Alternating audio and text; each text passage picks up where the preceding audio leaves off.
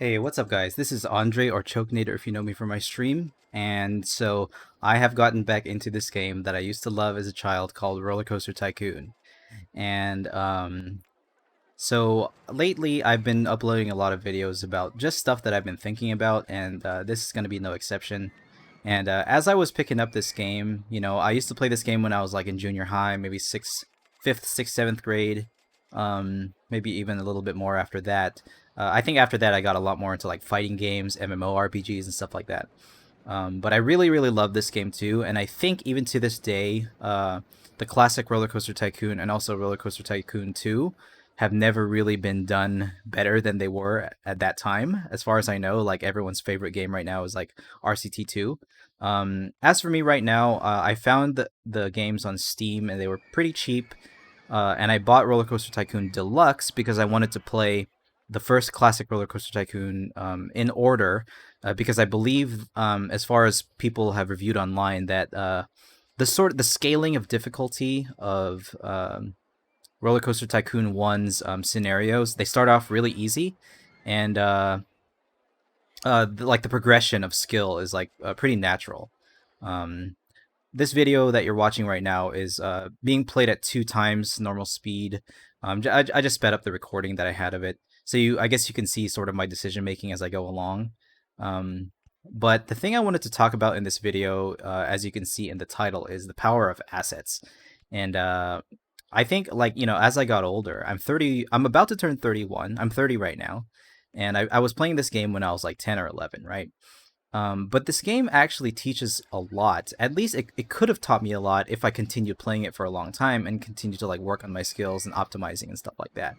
The reason I got back into this game is because of a YouTuber named Marcel. Maybe I'll link his channel in the description. He's a really, really awesome YouTuber who focuses on optimized scenario play in Roller Coaster Tycoon 2, and Roller Coaster Tycoon in general. He knows a lot about the game's mechanics, like sort of counterintuitive stuff you can do that doesn't really make sense if it were to exist in real life, but it works in the game.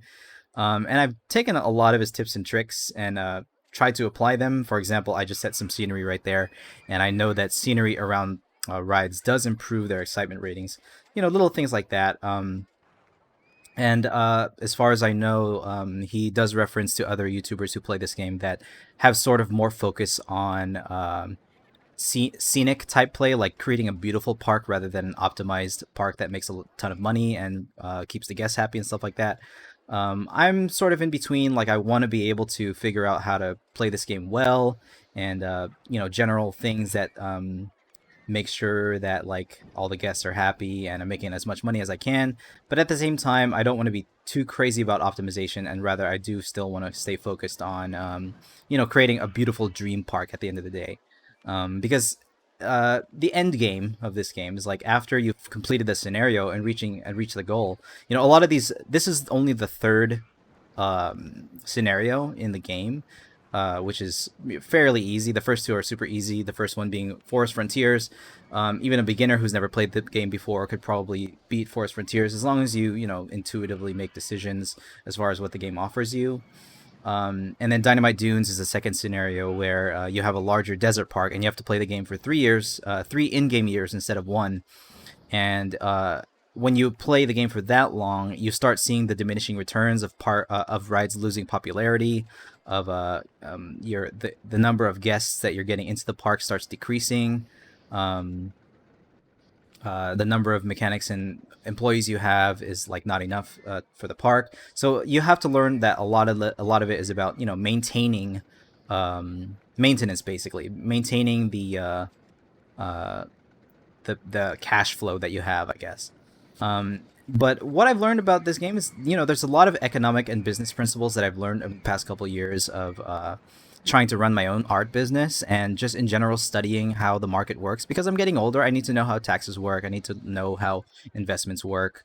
All the terms that have to do with finances. I'm pretty much a late bloomer on all that stuff, and it's fun playing this game because you start learning about or you start being able to apply all that stuff you're learning. And when I think about real life theme parks, I look at these little bathrooms and these drink stalls and the rides. A lot of them in real life would have, like, even a single restaurant would have a lot of upkeep. You'd have to have employees in there, people cleaning and cooking, electricity, food, all those different types of resources. And each business within a theme park like Disneyland would be a whole endeavor in itself, and really would be a team concerted effort. Now, what this game offers is a sort of macro view of the entire thing. Like, just $200, you build a drink stall, uh, and it pretty much takes care of itself.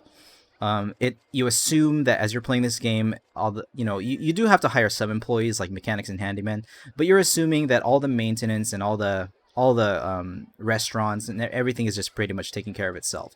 You just set down a piece of architecture here, or like a ride or a shop, and it pretty much operates on its own.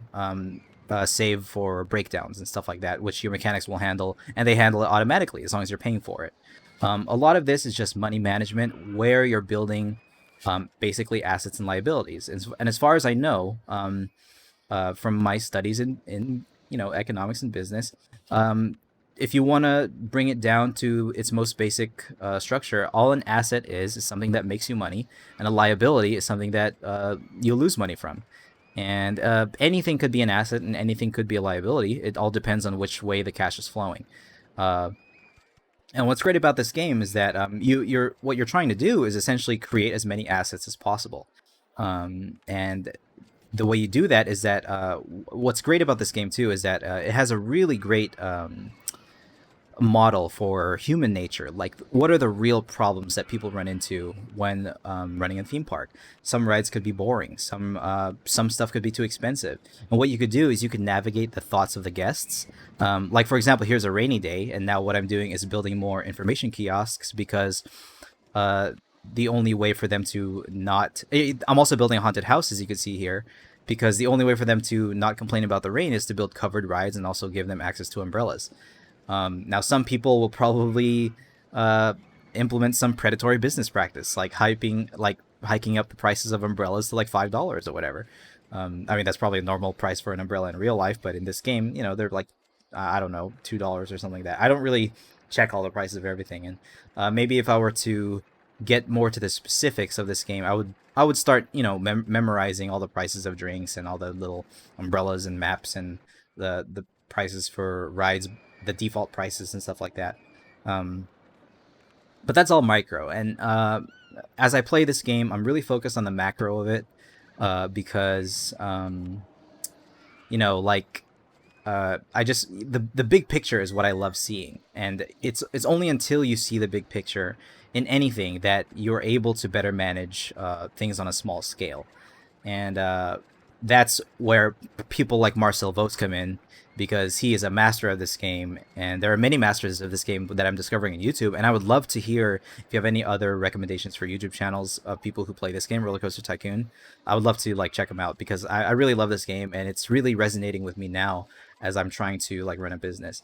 And it makes me think about real life, like, what assets do I own? And honestly, there's not many. Like, what things, I mean, at least when it comes to like making income somewhat passively, things that sort of run themselves, um, the stuff that I consider even mildly passive are probably like three sources that I've mentioned on my channel before. I have my YouTube channel right now, which is very making very little money. I was only monetized this year, and so that's why I'm making more videos now, just so I can cash in a little bit on the monetized aspect of my channel. But I'm not making very much income at all in comparison to my Twitch stream. But my Twitch stream is not really growing that much, because I don't really focus on the entertainment aspect of the stream that much. I mostly just do my commission work, which is the most active source of income and the greatest source of income that I have. And then the other one would be like product sales, like Redbubble. And what's great about places like Redbubble, Teespring, Society 6, websites like that, honestly, I should be using more of them, I think, because I already have quite a few designs out on Redbubble. But those are things that they take care of themselves in the sense that you get a small fee. It's not technically a royalty. Technically, when I did taxes earlier this year, I learned that Redbubble, you're not getting royalties from Redbubble. You are actually making the sale through Redbubble, and what you're doing is you're paying Redbubble for distribution and manufacturing. So I thought that was interesting. But anyway, yeah, that's not really about this game. But I think what I wanted to really talk about in this video is how I'm applying the stuff that I'm learning and how it's like manifested itself in the way that I play this game. And it's just been a blast. I've only had this game for like a few days ever since I discovered it on Steam, um, or rediscovered it, I should say. Uh, and yeah, I've just been having a ton of fun. And every time I play this game and then I stop playing, what happens is that I learn something new and I think about and it allows me to have more creative ideas about how I can handle my business in real life. As you can see right there, that was a bit of a mistake when I created the river rapids, the pre-made one. Um, for some reason, it's elevated one uh, degree or one level on the landscape, and there must have been like a one square that I missed that was like raised, but it's whatever. I just decided, I kind of was disappointed a little bit in that happened, but at the same time, I just let it rock and just built some paths from it. I'm reaching near the end of this recording here. But yeah, that's all I wanted to talk about, really. I think there's a lot more I could talk about in future videos. And if there's any topic you want me to talk about, just let me know. Otherwise, I'm just going to keep talking about the stuff that I've really been thinking about in my life. I really want to make my YouTube videos more about teaching and learning at the same time, like talking about the stuff that I've been learning and also, just kind of regurgitating it to the viewers. In a way that I understand and hopefully you understand it as well. And I think I don't really want to focus too much on the education part of my channel. I'll just stop.